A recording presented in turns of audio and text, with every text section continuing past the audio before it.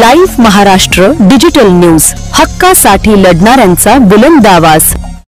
जिंतूर नगर परिषद के आगामी चुनाव को लेकर आज 24 नवंबर 2025 को जिंतूर शहर में राष्ट्रवादी कांग्रेस अजीत पवार गढ़ की भव्य सभा का आयोजन किया गया। ये सभा सुबह 11 बजे दादा शरीफ चौक में संपन्न हुई, जिसमें नगराध्यक्ष पद की उम्मीदवार सबीहा बेगम कपिल फारूकी के समर्थन में उप मुख्यमंत्री अजीत पवार उपस्थित रहे। सभा में बड़ी संख्या में नागरिकों ने सहभाग ली और उम्मीदवारों को उत्साहवर्धक प्रतिसाद दिया। कार्यक्रम में पाथरी विधायक राजेश विटेकर, विजय भांबड़े, सुरेश नागरे तथा राष्ट्रवादी कांग्रेस के सभी स्थानीय उम्मीदवार उपस्थित थे।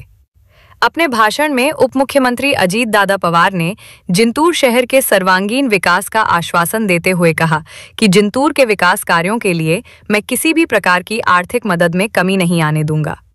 आप सब नगराध्यक्ष और सभी नगर सेवक हमारी विचारधारा के चुनकर भेजें। हम जिंतूर के विकास को नई ऊंचाइयों पर ले जाएंगे। सभा के दौरान नागरिकों ने जोरदार स्वागत करते हुए पूरी मजबूती से राष्ट्रवादी कांग्रेस गढ़ को समर्थन देने का विश्वास व्यक्त किया। जिंतूर में ये सभा बेहद सफल और उत्साहपूर्ण माहौल में संपन्न हुई।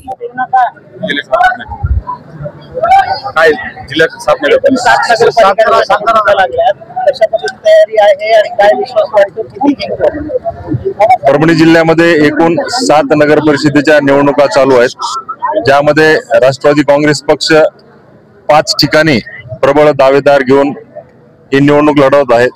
उर्वरित 165 उमेदवारांपैकी सर्वात जास्त उमेदवार राष्ट्रवादी काँग्रेस पक्षाचे या निवडणुकीला उभे आहेत, ज्यामध्ये 162 पैकी 112 उमेदवार राष्ट्रवादी काँग्रेस पक्षाचे या निवडणुकीमध्ये उभे आहेत।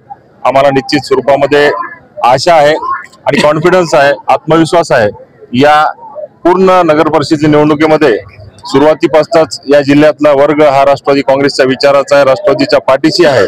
त्याबद्दल या 5 ठिकाणी राष्ट्रवादी काँग्रेस पक्षाचे उमेदवार भरघोस मताने निवडून येतील अशा पद्धतीचा आम्हाला विश्वास आहे। परंतु काही ठिकाणी महायुतीचे चुरस दिसून येत आहे, तर त्यामध्ये कसं समीकरण असणार आहे? महायुतीमध्ये समन्वय साधायचा माझ्याकडनं मी खूप प्रामाणिक प्रयत्न केलेला आहे, पण त्या ठिकाणी तो माझा प्रयत्न अपयशी आल्यामुळे आम्हाला ही निवडणूक स्वतंत्र निवडणूक लढवावी लागली आहे। महायुती स्वतंत्र निवडणूक लढवणार प्रत्येक पक्षानं निवडणुकीच्या अगोदर अशा घोषणा केल्या होत्या, त्यानंतरही तुम्ही म्हणतात समन्वय नेमकं कोण आहे याच्या पाठीमागे, कोणी युती होऊ दिली नाही? महायुतीच्या राज्य स्तरावरच्या नेत्यांनी सांगितलेलं होतं की ही निवडणूक महायुतीच्या माध्यमातून लढवण्यात यावी, परंतु काही स्थानिक पातळीवरच्या निर्णयामुळे, काही स्थानिक पातळीवरच्या, काही व्यक्तिगत पातळीवरच्या विषयामध्ये ही निवडणूक आता महायुतीत होत नाहीये।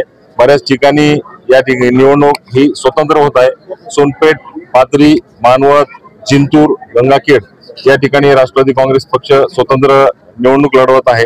काही ठिकाणी जसं सोनपेठला सर्व पक्षीय एकत्रित येऊन राष्ट्रवादीच्या विरोधात लढत आहेत। आज पाथरीलाही तशीच परिस्थिती त्या ठिकाणी आहे। मानवतला राष्ट्रवादीच्या विरोधात सर्व पक्षीय त्या ठिकाणी एकत्र आलेले आहेत। अशा आधी जिंतूरलाही तीच परिस्थिती त्या ठिकाणी आहे। अशा पद्धतीमध्ये महायुतीमध्ये जिल्ह्यामध्ये समन्वय नाहीये, परंतु राष्ट्रवादी काँग्रेस पक्ष ही निवडणूक पूर्ण ताकदीने लढत आहे आणि मला खात्री आहे की राष्ट्रवादी या जिल्ह्यामध्ये 1 नंबरचा पक्ष असेल। 2 कट्टर विरोधक, दोन्ही शिवसेना, काँग्रेस आणि भाजप आणि राष्ट्रवादी शरद पवार गट हा एकत्रित येऊन तुमच्या विरोधामध्ये सोनपेठमध्ये मोर्चे बांधणी करतोय। सोनपेठमध्ये सर्व पक्ष एकत्र आहेत, मानवतमध्ये सर्वांचा त्यांना पाठिंबा आहे, पण सोनपेठमध्ये सर्व पक्ष एकत्र येऊन आघाडी करून त्या ठिकाणी ते निवडणूक लढवत आहेत। परंतु मानवतला त्या ठिकाणी ज्यांनी शिवसेना, भाजपला सर्वांनी मिळून त्या ठिकाणी पाठिंबा दिला। नेत्यांकडूनच तुमचं खच्चीकरण करण्यासाठी तुमच्या राहत्या गावामध्ये असा प्रकार केला वाटतं? स्वाभाविकच आमच्या विधानसभा मतदारसंघामध्ये महायुतीमधनं त्या ठिकाणी खच्चीकरण करण्याचा प्रयत्न चालू आहे। मी स्वतः महायुतीच्या माध्यमातून निवडणूक लढवावी अशा पद्धतीची माझी भूमिका होती, परंतु काही जिल्हाध्यक्षांनी येणं आणि आम्ही या ठिकाणी निवडणूक स्वतंत्र लढवत आहेत अशा पद्धतीची तशी एक परिस्थिती निर्माण करणं, त्यामुळे आम्हाला त्या ठिकाणी स्वतंत्र निवडणूक लढवावी लागत आहे।